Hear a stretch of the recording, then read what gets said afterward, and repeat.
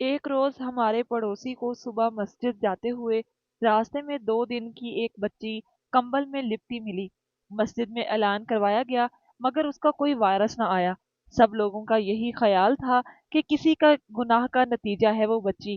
بچی جوان ہو کر کالج جانے لگی تو ایک روز اس لڑکی کے بارے میں جان کر، جو کسی کے وہم و گمان میں بھی نہ تھی، سب کے جیسے ہوش اڑ گئے۔ وہ لڑکی تو سچی کہانی، یہ کہانی حقیقت پر مبنی ہے، اور جن خاتون کی حقیقی زندگی سے تعلق رکھتی ہے میں انہی کی زبانی بیان کر رہی ہوں۔ کہانی میں اصل ناموں کی جگہ فرضی نام استعمال کیے گئے ہیں۔ چلیے کہانی شروع کرتے ہیں۔ ان دنوں میں 8ویں جماعت میں پڑھتی تھی کہ ایک روز جب اسکول جانے کو تیار ہو رہی تھی، جب اپنے محلے کی مسجد سے اعلان سنا کہ ایک بچی تولیے میں لپٹی کھجور کی باسکٹ میں ایک صاحب کو ملی ہے۔ اگر اس بچی کا کوئی وارث ہے تو فوراً آ کر بچی کو لے جائے۔ قصہ یہ تھا کہ ہمارے محلے کی مسجد کے سامنے ایک پھل فروش دن بھر پھل فروخت کرتا تھا۔ وہ چند خالی کھوکھوں پر کھجور کی چھالوں کے بنے ٹوکرے رکھ کر ان میں پھل سجا دیتا۔ یوں گزرنے والے وہاں ٹھہر کر اپنی ضرورت کے مطابق پھل خرید کر آگے بڑھ جاتے، اور جب مغرب کے وقت اپنا کام بند کرتا تو بچے ہوئے پھل ایک ریڑھی پر رکھ کر اپنے گھر لے جاتا، لیکن کھجور سے بنے ٹوکرے وہاں ہی پلاسٹک سے ڈھک دیتا اور ان کو نیچے رکھے لکڑیوں کے کھوکھوں پر باندھ کر گھر چلا جاتا۔ اس روز نماز فجر ادا کرنے کے بعد آنے والے ایک شخص کی نظر اچانک پھل فروش کے اس ٹھیلے پر پڑی۔ اس کے ٹوکروں کے ساتھ ایک باسکٹ میں سے کسی ننھے بچے کے رونے کی آواز اس نمازی کو اپنی طرف متوجہ کیا۔ وہ آواز کی جانب آیا اور یہ دیکھ کر متعجب ہوا کہ ٹوکری میں پھل فروش کا کوئی سامان نہیں تھا، بلکہ وہاں ایک نوزائیدہ بچی تولیے میں لپٹی ہوئی موجود تھی، غالباً جو بھوک کی شدت سے رو رہی تھی۔ اس نے دوڑ کر مسجد کے امام صاحب کو اس بارے میں مطلع کیا۔ امام صاحب بھی بچی کو دیکھنے آئے، اور پھر انہوں نے فوراً مسجد میں اعلان کر دیا کہ اگر کسی کی بچی کھو گئی ہے یا کوئی اس بچی کا وارث ہے تو آ کر اسے لے جائے۔ لیکن اس بیچاری کا کوئی وارث ہوتا تو آتا۔ کسی کے بھی نہ آنے پر سب یہی سوچ رہے تھے کہ شاید حقیقی وارث خود ہی بچی کو اس کیفیت سے دو چار کر گئے ہیں۔ یہ اعلان سن کر محلے کے بہت سے لوگ وہاں اکٹھے ہو گئے اور اپنی طرف سے اندازے لگانے لگے۔ انہی میں ہمارے پڑوسی ملک صاحب بھی تھے، جن کی بیوی اپنی نرم مزاجی اور ہمدردی کے باعث محلے بھر میں مشہور تھی۔ جن صاحب کو وہ بچی سب سے پہلے ملی تھی وہ مسجد کے بالکل سامنے ہی رہائش پذیر تھے۔ عبداللہ ان کا نام تھا۔ امام صاحب نے ان سے کہا کہ آپ اس بچی کو فی الحال اپنے پاس رکھیں، جب تک اس کا کوئی وارث نہیں مل جاتا۔ انہوں نے بچی کو لے جا کر اپنی بیوی کو دے دیا، جس نے اسے دودھ وغیرہ پلایا۔ جب ہمارے پڑوسی ملک صاحب کی بیوی نے یہ اعلان اور پھر لوگوں کی باتیں سنی تو اپنے شوہر کو دوڑایا کہ اگر بچی لاوارث ہے اور عبداللہ صاحب ان کو نہیں رکھنا چاہتے تو اس معصوم کو ہمیں دے دیا جائے، میں ایک ماں کی طرح اس کی پرورش کر لوں گی۔ انہوں نے یہ انسانی جذبہ ہمدردی کے سبب ہی کہا تھا، جبکہ ان کی پہلے بھی اولاد تھی۔ جو کوئی بچی کو دیکھتا اسے اس پر پیار آتا کہ جو ننھی کلی بمشکل 2 3 دن کی تھی، خوبصورت سی فراک پہنے ہوئے صاف ستھرے تولیے میں لپٹی گئی تھی۔ 2 دن وہ بچی عبداللہ صاحب کے گھر پر رہی۔ عبداللہ صاحب کے ہاں ایک بیٹی کے علاوہ کوئی اولاد نہیں تھی۔ یوں امام صاحب نے انہوں نے استدعا کی کہ یہ بچی یہاں سے گزرتے ہوئے مجھے ملی ہے۔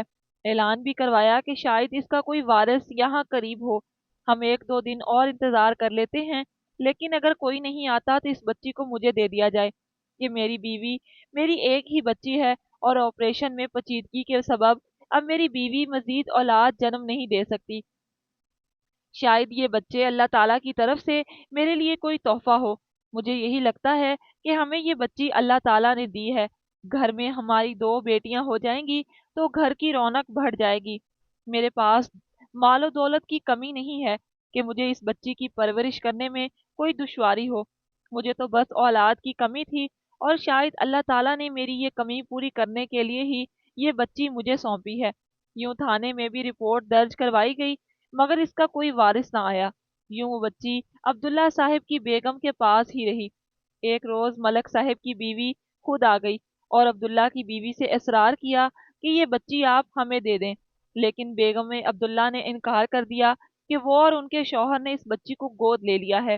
کئی روز اڑوس پڑوس اور ادھر ادھر کے رہنے والوں میں اس واقعے کا چرچا ہوتا رہا۔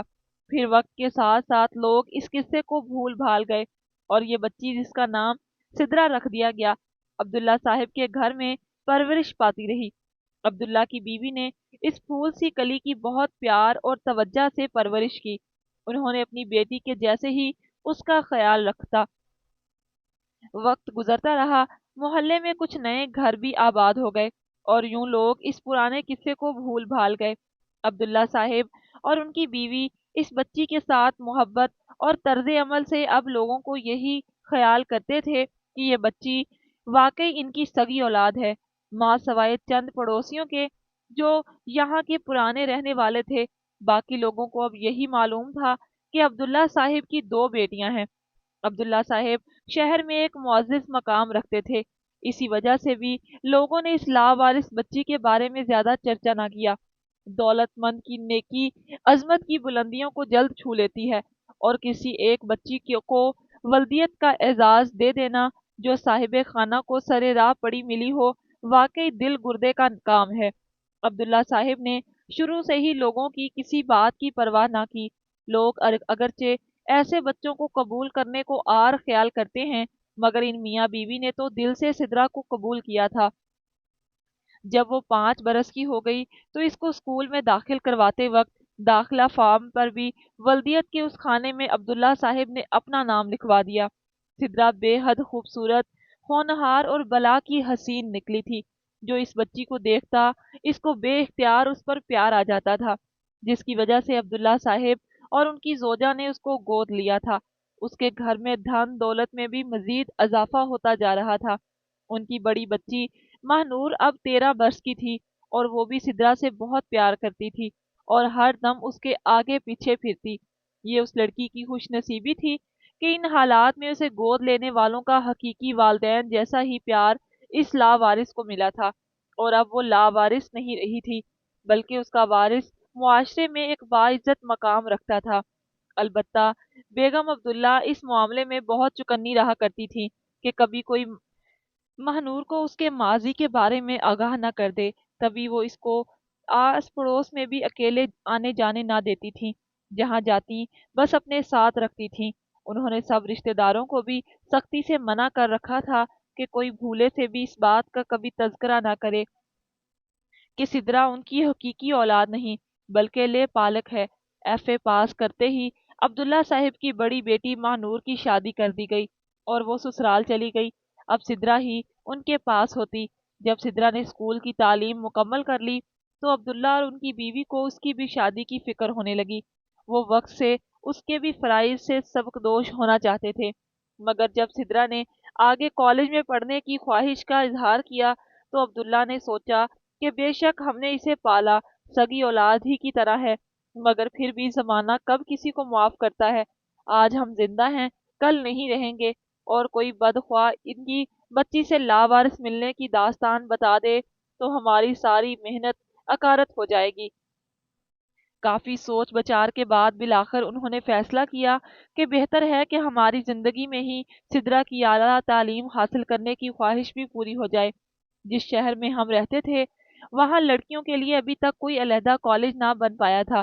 ایک ہی کالج تھا جہاں لڑکے لڑکیاں کٹھے پڑھا کرتے تھے، لہٰذا جو والدین کو ایجوکیشن میں اپنی بچیوں کو اعلیٰ تعلیم دلوانے میں کوئی آر محسوس نہ کرتے تھے، ان کی بچیوں کو لڑکوں کے کالج میں داخلہ دے دیا جاتا تھا۔ عبداللہ صاحب بھی کو ایجوکیشن میں سدرا کو داخلہ دلانے سے ڈرتے تھے، مگر ان کی بیوی نے حوصلہ دلایا کہ آپ اپنی بیٹی پر یقین رکھیں، دیکھیے گا کچھ بھی نہیں ہوگا، ہماری سدرا بہت سمجھدار ہے۔ اور یوں سدرا کو لڑکوں کے کالج میں داخلہ دلوا دیا گیا۔ وہ شروع سے ہی ایک لائق طالبہ رہی تھی، کلاس میں اپنی ذہانت کی بدولت ہمیشہ نمایاں رہی تھی، تاہم وہ کچھ لیے دیے سے رہنے والی لڑکی تھی، تبھی کبھی مغرور بھی سمجھی جاتی تھی۔ وہ اپنی ہم جماعت لڑکوں سے الگ الگ رہتی، بلا ضرورت کسی سے بات نہ کرتی۔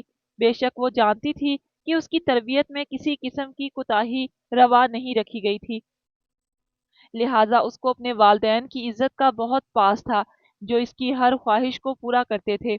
ثاقب اس کا کلاس فیلو تھا۔ جیسے لڑکیوں میں سدرا کو سب میں امتیاز حاصل تھا، ویسے ہی لڑکوں میں ثاقب قابل قدر تھا۔ وہ خوبرو اور پرکشش ہی نہیں بلکہ ہونہار طالب علم بھی تھا۔ وہ کافی خوشحال گھرانے سے تھا۔ جہاں باقی کلاس کی لڑکیاں ثاقب سے دوستی کی خواہاں تھیں، وہیں سدرا اس سے حسد کرتی تھی۔ اس کی زندگی کا تو جیسے ایک ہی مقصد تھا کہ وہ اپنی کلاس میں پڑھائی کے معاملے میں سب سے اوپر ہی رہے، اور یہ سوچ اس کے اندر بچپن سے تھی۔ اس کی ہمیشہ سے کلاس اسکول میں بھی یہی کوشش رہتی تھی کہ وہی کلاس میں اول رہے۔ وہ اپنے اس مقصد پر ٹھنی رہتی تھی کہ ثاقب اکثر اس سے زیادہ نمبر لے جاتا تھا۔ وہ سوچتی کہ اگر یہ کلاس میں نہ ہوتا تب میں ہی ہمیشہ اول پوزیشن پر رہتی۔ وہ اس سے سبقت لے جانے اور اس کو پیچھے چھوڑنے کے چکر میں بہت زیادہ محنت سے پڑتی تھی۔ یوں دونوں کی شخصیت میں چند خوبیاں مشترک تھیں۔ دونوں ہی عادات اور مزاج کے لحاظ سے ایک جیسے ہی تھے، کم گو اور پڑھائی کو اول اہمیت دینے والے، اور سب سے الگ تھلگ رہنا پسند کرتے تھے۔ اسی سبب ثاقب بھی کلاس کی دوسری لڑکیوں کی نظروں میں مغرور ہی سمجھا جاتا تھا۔ ایک بار جب کچھ دنوں سے سدرا کو میتھ میں کچھ مشکل پیش آ رہی تھی، ضرورتاً اس نے ایک دو بار ثاقب سے بات کی اور جو دقت پیش آ رہی تھی اس سے بیان کی۔ ثاقب نے کچھ دن اسے مدد دی، اور اس طرح ان دونوں کے بیچ مقابلے کے کھچاؤ میں کچھ کمی آ گئی۔ سدرا کو احساس ہوا کہ وہ اس کے بارے میں غلط سوچتی تھی۔ وہ تو کافی نرم مزاج لڑکا تھا، پھر جانے کیوں چامگوئیاں جنم لینے لگی۔ ایک دوسرے سے مقابلہ اور نیچا دکھانے کی کوشش نے کب اور کس لمحے ان میں پسندیدگی کے جذبات کو جنم دیا معلوم ہی نہ ہوا۔ رفتہ رفتہ ان کی کلاس نے بھی یہ نوٹ کر لیا کہ ثاقب سدرا کا بہت زیادہ خیال رکھنے لگا ہے۔ ثاقب بھی جیسے پہلے ہی اسے پسند کرتا تھا، اب وہ اس کی عادت سمجھ چکا تھا کہ وہ لڑکی اس سے سبقت لے جانے کو پسند کرتی ہے، لہٰذا وہ جان بوجھ کر ایک آدھ سوال غلط کر کے اس سے کم نمبر لینے کی کوشش کرتا تھا تاکہ سدرا فرسٹ پوزیشن پر آ جائے اور وہ سیکنڈ پوزیشن لے لے۔ وہ اسے ہر بازی ہار کر خوشی محسوس کرنے لگا تھا۔ وہ دونوں پہلے ایک دوسرے سے بات تک نہ کرتے تھے، اب تو جیسے بات کرنے کے بہانے تلاش کرنے لگے تھے۔ چند دوستوں نے ثاقب سے اس سلسلے میں مذاق بھی کیا کہ اچانک اتنا بدلاؤ کیسے، تو اس نے یہ کہہ دیا کہ سدرا اس کے قریبی رشتہ دار ہے۔ اب کلاس میں تو دونوں کا رویہ قدرے محتاط تھا، لیکن دلوں میں ان کے ایک دوسرے کے لیے محبت کا جذبہ پروان چڑھتا جا رہا تھا۔ وہ دونوں ہی اپنے تمام اساتذہ کے چہیتے شاگرد تھے۔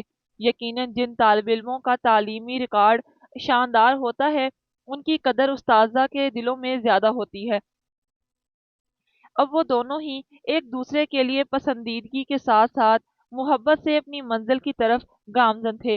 کسی میں ان کو بدنام کرنے کی جرت نہ تھی۔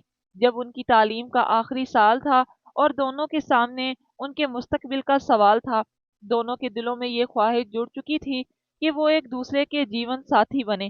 سدرا کو ابھی یقین تھا کہ وہ اتنا اچھا اور لائق لڑکا ہے، اس کا نہ صرف مستقبل روشن ہوگا بلکہ جس طرح سے وہ اس کا خیال رکھتا تھا وہ اس کے لیے ایک بہترین جیون ساتھی بھی ثابت ہو سکتا ہے۔ لیکن اسے یہ کب معلوم تھا کہ ابھی اس کی قسمت میں کیا ہونے والا ہے؟ شاید کہ اس نے کبھی تصور بھی نہ کیا تھا۔ ادھر ثاقب بھی سدرا کے بارے میں ایسے ہی جذبات رکھتا تھا، تاہم اپنی پسند سے دونوں کو ہی اپنے والدین کو بر وقت آگاہی دینا لازم تھی، ورنہ گزرتا وقت ان کی خوشیوں کی راہ میں رکاوٹ ڈال سکتا تھا۔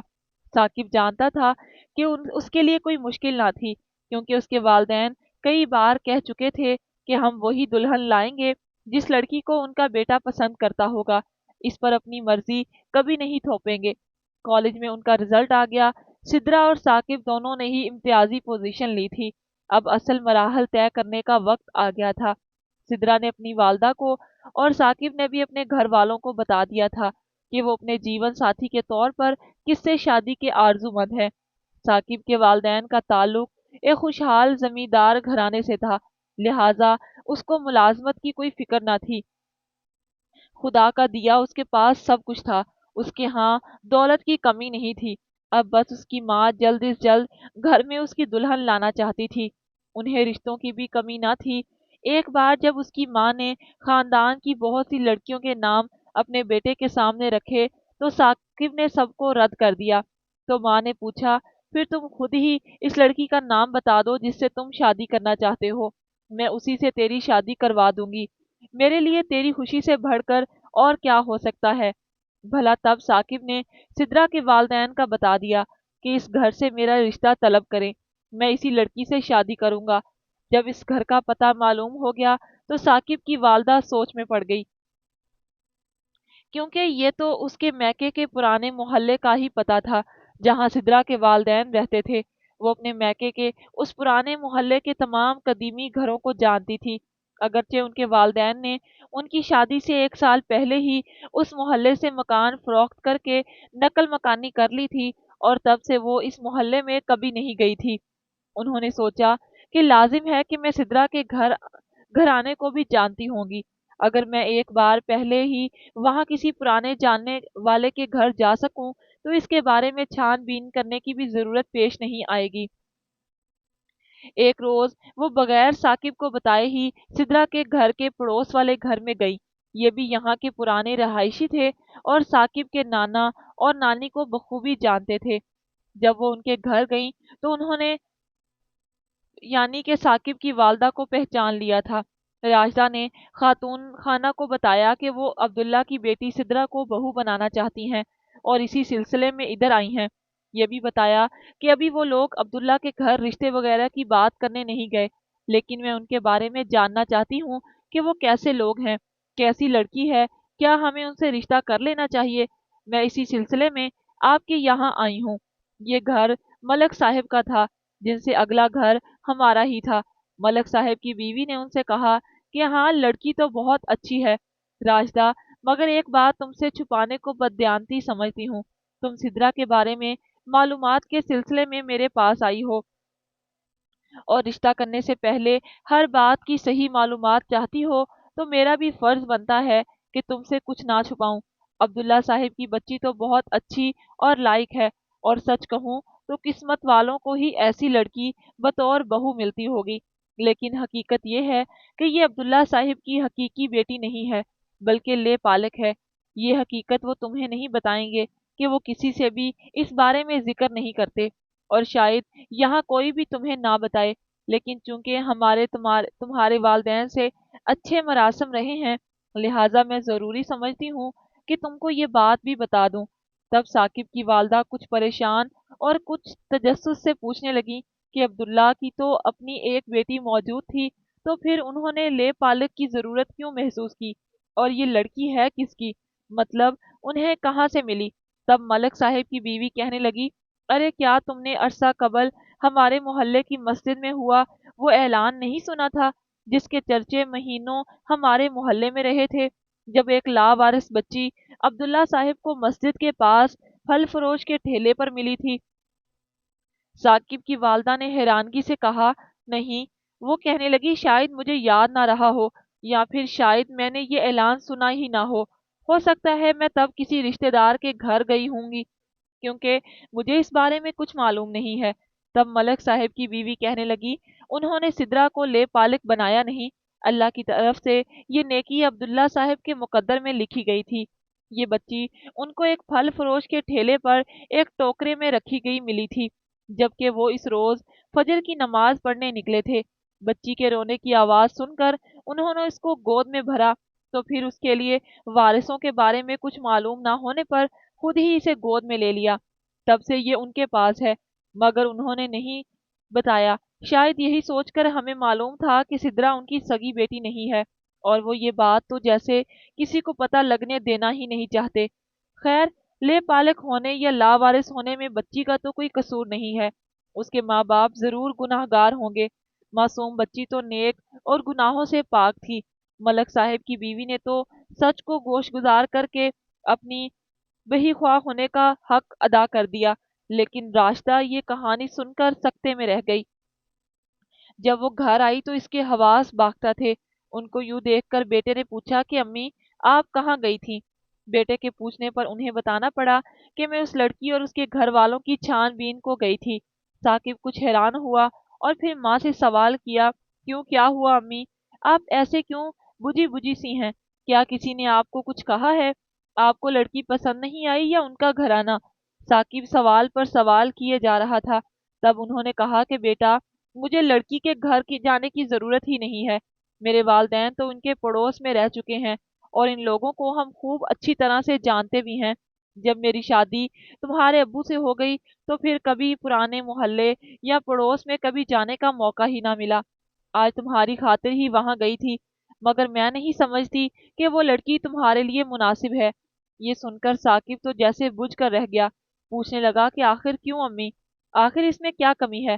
بدصورت ہے، بدتمیز ہے یا ان پڑھ ہے؟ اس کے والدین تو اپنے علاقے کے سب سے خوشحال اور عزت دار لوگ ہیں، پھر آپ کے منہ سے سدرا کے لیے انکار کیوں؟ اس کی والدہ آگے سے کہنے لگی کہ بیٹے، اس لیے کہ اس کا ماضی ایک تہمت کے جیسا ہے۔ تمہیں تو علم ہی نہیں کہ وہ لڑکی کس بد نصیب کی خطا کا ثمر ہے۔ ثاقب کی تو جیسے سانس بند ہوئی جا رہی تھی، کہنے لگا کہ پہیلیاں مت بجھوائیں امی، خدا جانے آپ کیا کہہ رہی ہیں۔ وہ آگے سے کہنے لگی، وہ لاوارث بچی تھی بیٹا، 2-3 دن کی تھی کہ کوئی اس کو پھل فروش کے خالی ٹوکرے میں ڈال کر چلا گیا تھا۔ تبھی یہ قسم پرسی کے عالم میں احمد صاحب کو ملی تھی اور انہوں نے اس کو گود میں لے لیا تھا۔ تو اب بتاؤ کہ ہم ایسی لڑکی کو کیوں کر گھر کی عزت بنا سکتے ہیں جس کے والدین کا ہی کوئی اتا پتہ معلوم نہیں ہے۔ اپنی ماں سے کافی تکرار اور بحث کے بعد ثاقب کہنے لگا، امی آپ اگر ایسی لڑکی کو بہو نہیں بنا سکتی تو میں ایسی لڑکی کو بیوی بنا سکتا ہوں۔ مجھے اس کے ماضی یا اس کے ماں باپ سے کوئی غرض نہیں ہے۔ سدرا ایک نیک، شریف اور محنتی لڑکی کے طور پر میرے سامنے رہی ہے اور تعلیم یافتہ ہے، اور اس نے ایک شریف اور عزت دار گھرانے میں پرورش پائی ہے۔ کیا یہ کافی نہیں ہے؟ بیٹے کے کڑے تیور دیکھ کر ماں خاموش ہو گئی، مگر اندر ہی اندر سلگنے لگی کہ کیسے بیٹے کو اس امر سے باز رکھے۔ ادھر سدرا کے رشتے آ رہے تھے اور اس کی ماں شش و پنج میں تھی کہ سدرا ان سے کہہ چکی تھی کہ جلد ثاقب اپنی والدہ کو رشتے کے لیے ہمارے گھر لانے والا ہے، آپ انتظار کر لیں۔ سدرا تو ثاقب کے والدین کے آنے کی منتظر تھی، اس لیے ایسا کہہ رہی تھی، مگر یہ لوگ آ کر نہ دے رہے تھے۔ ثاقب کے والد کو اس رشتے پر کوئی اعتراض نہیں تھا کیونکہ وہ ان کے ہم پلہ لوگ تھے، مگر بیوی ابھی تک اڑی ہوئی تھی کہ ادھر رشتہ نہیں کرنا۔ ثاقب نے بھی جیسے ماں سے باقاعدہ جنگ کی ٹھان لی۔ والد تو خیر غیر جانبدار رہے، مگر ماں بیٹے میں ٹھن گئی۔ بیٹے نے ماں کے پاؤں تک چھو لیے کہ وہ کسی طور مان جائیں، ہر طرح سے التجائیں کر لیں، مگر عجب بات تھی کہ اتنا پیار کرنے والی ماں ٹس سے مس نہ ہوتی تھی، بلکہ اس کی پریشانی میں روز بروز اضافہ ہوتا جاتا تھا۔ ثاقب کے لیے جس ہستی کا پیار ناقابل شکست تھا، آج وہی ہستی بیٹے کی خوشیوں کی راہ میں سب سے بڑی رکاوٹ بن گئی تھی۔ شوہر نے بھی ان کو بہت سمجھایا کہ بیٹے کی خوشی کا خیال کرو اور اپنی ضد چھوڑ دو، سگے اور لے پالک میں کوئی فرق نہیں پڑتا، بس لڑکی اچھی ہو، شریف ہو۔ مگر راشدہ بیگم نے ہر بار یہی جواب دیا کہ میں بس اس جگہ اس کی شادی نہیں کر سکتی، اس کے علاوہ ثاقب جہاں بھی کہے گا میں وہیں اس کی شادی کر دوں گی، مگر اس لڑکی سے ہرگز نہ ہونے دوں گی۔ میں نے اچھے سے معلوم کر لیا ہے کہ وہ لڑکی ہمارے بیٹے کے لیے مناسب نہیں ہے۔ شوہر بالآخر خاموش ہو کر بیٹھ گئے۔ وہ بیوی کو بھی ناراض نہ کرنا چاہتے تھے، البتہ بیٹے سے یہ کہہ دیا کہ تم بے شک خود جا کر شادی کر لو، مجھے کوئی اعتراض نہیں ہوگا۔ ثاقب ماں کے رویے سے مایوس ہو کر بالآخر خود ہی سدرا کے والدین کے پاس چلا گیا اور براہ راست ان کی بیٹی کا ہاتھ طلب کرنے لگا۔ احمد صاحب کے گھر جا پہنچا۔ انہوں نے یہ کہہ کر رشتے سے انکار کر دیا کہ بیٹا، بغیر تمہارے ماں باپ کے ہم تم اکیلے کو اپنی بیٹی کا رشتہ دینا نامناسب بات سمجھتے ہیں۔ اپنے والدین کو راضی کر کے لے آؤ تو بات کر لیں گے۔ ثاقب تو جیسے عجیب کشمکش کا شکار تھا۔ اس نے وہاں سے آ کر باپ سے دوبارہ التجا کی کہ اماں راضی نہیں ہیں، آپ تو راضی ہیں، آپ میرے ساتھ چلیں، اماں کو رہنے دیں، ان کو ہم بعد میں منا لیں گے۔ بیٹے کی محبت سے مجبور ہو کر باپ نے حامی بھر لی اور ثاقب کے رشتے کے لیے بغیر بیوی کے ہی بات چیت کرنے کے واسطے احمد صاحب کے گھر آ گئے۔ وہاں جا کر انہیں احمد صاحب سے درینہ جان پہچان نکل آئی اور وہ سدرا کا رشتہ ثاقب کے لیے دینے پر رضامند بھی ہو گئے تھے کہ عورتوں کا معاملہ بعد میں سلجھا لیں گے، ابھی صرف لڑکے اور لڑکی کا نکاح خاموشی سے کر لیتے ہیں۔ احمد صاحب زیادہ دھوم دھڑکا اس بار خود بھی نہیں چاہتے تھے، تاکہ سترہ کو ان کے لاوارث بچی کے طور پر ملنے کا واقعہ لوگوں کے ذہنوں میں تازہ نہ ہو جائے۔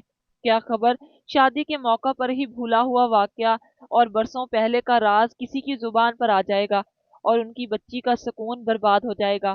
یوں نکاح کی تاریخ لڑکی اور لڑکے کے والد کے باہمی مشورے سے طے کر دی گئی، لیکن ثاقب کے والد نے اپنے دونوں بھائیوں کو ضرور خبر کر دی کہ وہ بھی فلاں روز ان کے بیٹے کے نکاح کے موقع پر شریک ہوں۔ یوں دیوروں کی بیویوں کے ذریعے ثاقب کی والدہ کو علم ہو گیا کہ شوہر ان کے علم میں لائے بغیر از خود ثاقب کا سدرا سے نکاح کرنے جا رہے ہیں۔